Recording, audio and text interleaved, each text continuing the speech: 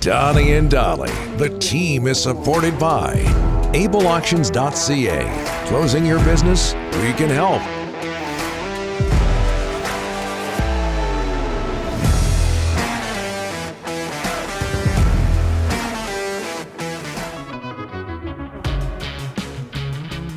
Monday, all of our guests today, including Elliotte Friedman, standing by, sponsored by Passant Motors. It's March Mayhem this month at Passant. Score yourself a great deal on a new-to-you vehicle. Learn more at basantmotors.com as we bring in from Hockey Night in Canada and the 32 Thoughts podcast, Elliotte Friedman. How are you, sir?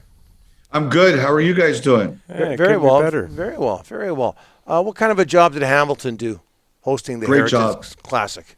Good job. Great job, Don. Like, honestly, I was saying, obviously Ontario's been shut down for a while. We're starting to finally open up. It was just the right event at the right time. People were happy to go out and drink beers with each other in a public setting. So people had a great time. Unless, you were a Leaf fan. I know that's good news for people out in BC and Vancouver. They love to see the misery around Toronto, and it was another meltdown. Aside from that, for the Toronto fans, it was a perfect afternoon. Everybody talks about goal. I mean, they lose to Arizona. They lose to Buffalo. These aren't Stanley Cup contenders. The list goes on. Everybody talks about goaltending. What other problems are there with the Leafs? Well, goaltending is the big one. It's not just it's not just the goals you give up, Don. It's the kinds of goals you give up, and they're giving up some really ugly goals. The thing that's the most surprising to me is that Mrazek, for a guy who's been around a long time, he looks really nervous. In the game against Arizona the other night, that was last Thursday, he looked incredibly nervous, and that's what surprised me. I mean, anyone can have a bad night, but you got to project calm, and he isn't projecting calm. And then in the third period yesterday, he gave up a couple of really bad ones. And you can see it's unfortunately for him, it's bringing the team down. You can see it on the players, but they're giving up a lot of rush chances. They're not defending in front of the net really well, and I think they're also concerned now with their forward depth, especially their fourth line. The tough thing is that you can't fix all your problems a week before the trade deadline, and all of a sudden the dam's bursting on them, and they got a lot of problems. All right, Elliotte, let's go 7 days to the trade deadline. What are you hearing about the Vancouver Canucks? All right, well, Rick, no, you hear more than me. You're making no, you are the number one guy that throws gasoline on Canucks Twitter. No, Rick, I got to tell you something. I could show up with a gallon full, and I'd still be about 20 less gallons than you've got. No, you're the guy. Look, I think they've been looking at the Pittsburgh D. Rutherford and Alvin obviously knows those guys really well. Marino and Pettersson, I think Marino was the preference. I just don't think Pittsburgh wants to do it. I think they like Marino, even though he's had a really rough year. At times, I think they still like him. They like their group a lot. And I think the other thing too that's a problem is that Pittsburgh has a lot of contract situations to deal with, and they don't want to create any more.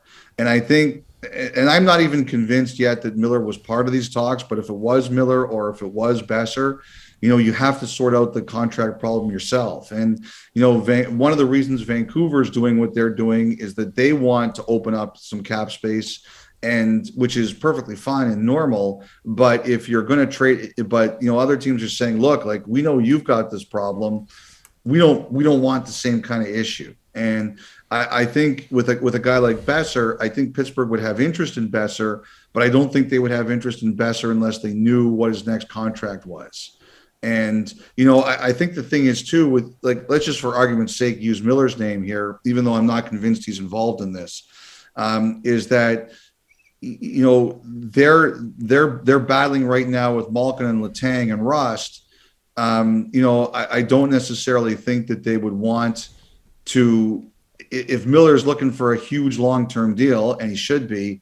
Look, if they're not so crazy about it with Malkin or Letang, even though those guys are a little bit older, I'm not sure they'd want to do that with Miller either. So that's the problem with the match between Pittsburgh and Vancouver.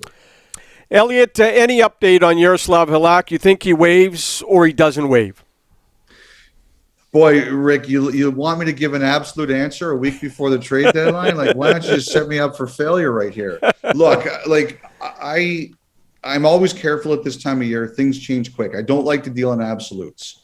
Ian McIntyre had a report last night during the Tampa game that the Canucks have had a little bit of optimism. There might be something to a possible Halak move. Look, I have no reason to believe that Ian's wrong in anything he says. All I can tell you is my last information I checked was he's still not willing to go anywhere.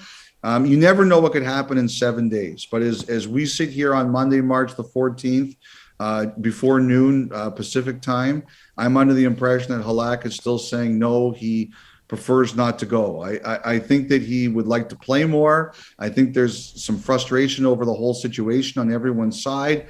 But at the end of the day, it's about family, and I think he sees this as the best for him. Again, I'm not going to say in an absolute that can't change, but my last information is that it has not changed. Elliotte, this isn't a knock against Thatcher Demko, but for one of the few times this season, you could argue he was outplayed. Wait, I don't even think you get much of an argument about it, but outplayed by another goaltender, in this case, Andrei Vasilevsky. Who's the best goaltender in the National Hockey League, in your opinion? Number 88 put on a pretty good show yesterday. He's the best and everybody else is playing for second place. Like even Shesterkin could win the Hart this year in New York, and he would be deserving. But I would still say that Vasilevsky's the best goalie in the league. And the reason is in the regular season, nobody plays 82. But when the playoffs start, like the last couple of years, Vasilevsky's played every minute of every game. And they've won the Stanley Cup, and he's the difference maker. When the playoffs start, the MVP of the league is Vasilevsky, and somebody's going to knock him from that perch. He's the best goalie in the league, and he's a huge factor in what he does for them. And last year, you heard Kucherov say it. It's number one BS that Vasilevsky isn't the MVP, the Conn Smythe both times. So I side with Vasilevsky being the best goalie in the league, and you're right. Yeah, Demko probably doesn't like that he was outplayed by him, and it would hurt his pride a bit, but there's no shame because Vasilevsky is the best. Well, big issue in Vancouver right now, especially with Bruce Boudreau. I know it frustrates him. You can see it on his face. Poor starts. They fall down 2-0 early yesterday, 30th in the league, and first period goals. The list goes on. Elliotte, is there a common denominator from what you know, and I'm putting you on the spot here, a common denominator amongst teams that always get off to good starts? You're just ready to play.